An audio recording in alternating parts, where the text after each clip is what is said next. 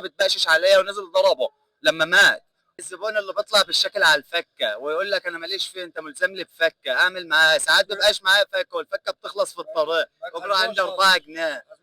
لو ال 14 كلهم كل واحد طلع 5 جنيه عايز 14 جنيه، 14 جنيه راح 14 جنيه جاي، ببقى مجهز نفسي بالفكه، بيبقى معايا 50 جنيه 70 جنيه ما بيكفوش، بيطلع زبون بيقل ادبه انت يا اسطى وبيتنح وبيبوق.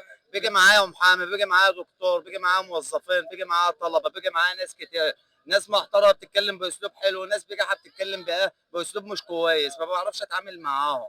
طب اصبر، طب اشوف لك فكه مع حد حصلت فيها جريمه قتل قبل كده عشان ربع جنيه، اما كانت الاجره لسه فيها 35 قرش وحاجات من دي، زبون طالع بيقول للسواق انا لسه له ربع جنيه، السواق قال له طب ما معيش، ما معكش انت ربع وتاخد نص؟ قال له لا ما معيش، قال له طب نص جنيه، قال له انت بتبقشش عليا ونزل ضربه لما مات.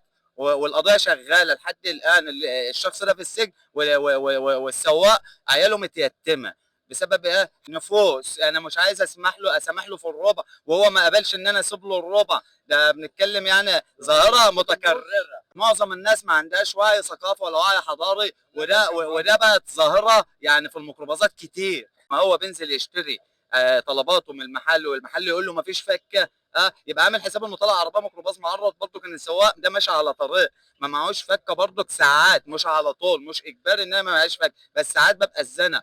دي برضه حاجات بتقابلني بتضايق السواق. انت لو عايز تقول لهم كلمه تقول لهم بقول لهم يعني في تسامح بيننا وبين بعض، الجنيه ما بيموتش ولا النص جنيه بيموت ولا ال5 جنيه بتموت، ده بتبقى عمليه تسامح ما بيننا وبين بعض، لو سامحنا بعض في الاخر ربنا يكرمنا، لا يغير الله قوما حتى يغيروا ما بانفسهم.